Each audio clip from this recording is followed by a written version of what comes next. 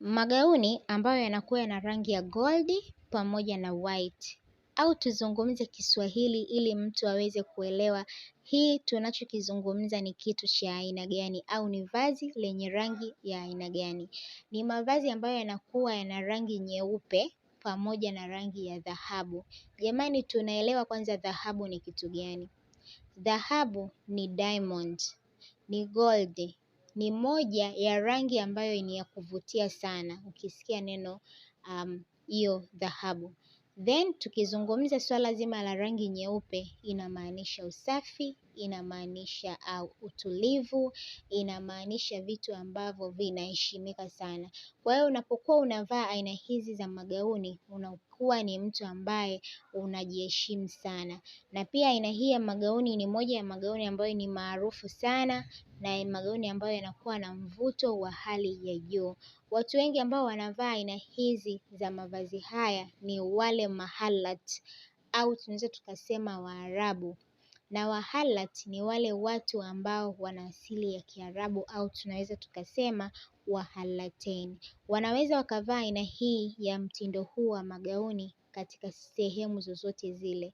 Kwa mfano, usiku wa chai, usiku wa talaka, usiku wa matashtiti, usiku wa raha za pwani, mtu anaweza akavaa aina hii ya vazi na akavutia sana. Kutokana na muonekano wa vazi hili, huwa ni moja ya vazi ambalo linamvutia mtu machoni mwa watu. Ni mtindo ambao umeweza kutoka kwa miaka ya hivi karibuni, na ni mtindo ambao unapendwa sana na watu wengi katika shughuli rasmi peke yake.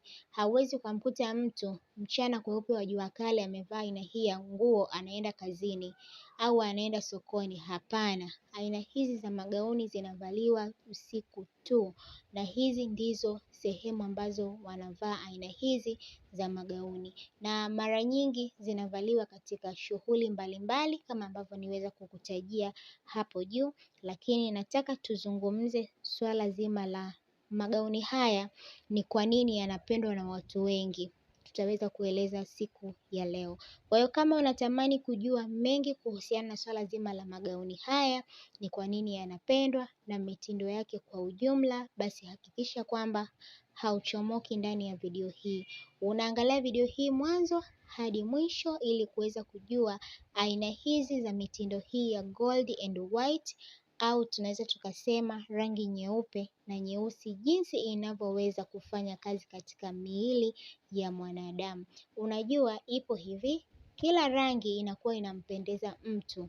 Kuna mtu mwingine ni mweusi akivaa damu ya mzee au akivaa maroon inakuwa inamtisha.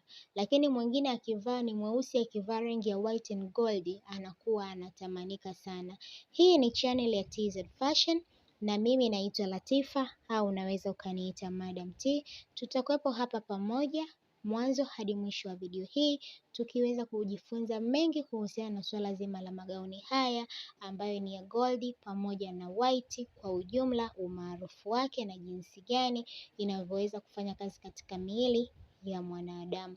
Kama bado hauja subscribe channel yetu, tafadhali naomba bonyeza maandishi ambayo yako mkono wako kulia yameandikwa subscribe, ili usipitwe na video zetu kila tunapokuwa tuna upload video.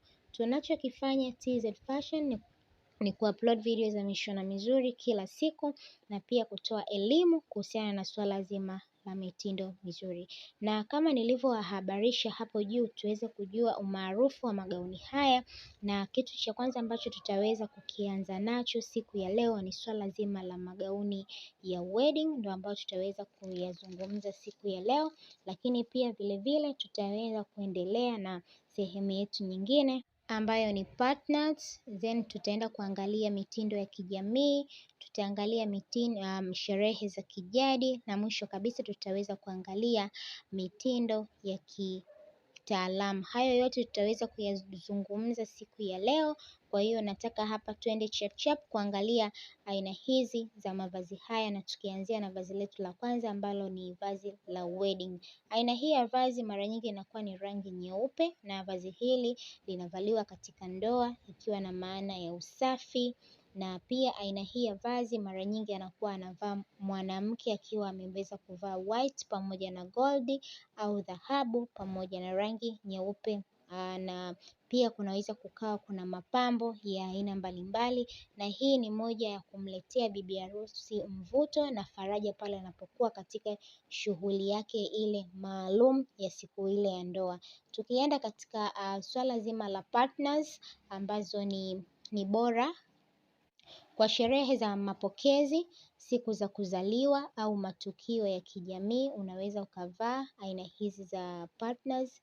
Yaani tunakuwa wengi then tunakuwa tunafanya sherehe ikiwa ya pamoja, au kwa lugha nyepesi tunaweza tukasema tunaita white party, watu wanavaaga. Na hii yote ni kwa sababu ya kuleta faraja katika tukio ambalo sisi wenyewe tunalifanya la kila siku. Lakini pia tukiangalia katika mikutano ya kijamii, aina hizi zinaweza kuvaliwa katika sehemu za sherehe au mikutano ya kongamano, watu wanavaa aina hizi za mvuto huu hapa. Lakini pia vile vile ni mtindo wa kisasa na moja ya vazi ambalo unaweza kuvaa katika sherehe za kifamilia. Tukiangalia katika swala zima la sherehe za kijadi, ni zile sherehe za kiutamaduni, tunaweza tukavaa aina hizi za nguo. Rangi tunaweza tukachagua rangi nyeupe au rangi ya dhahabu au goldi, ikiwa na ishara ya bahati au neema.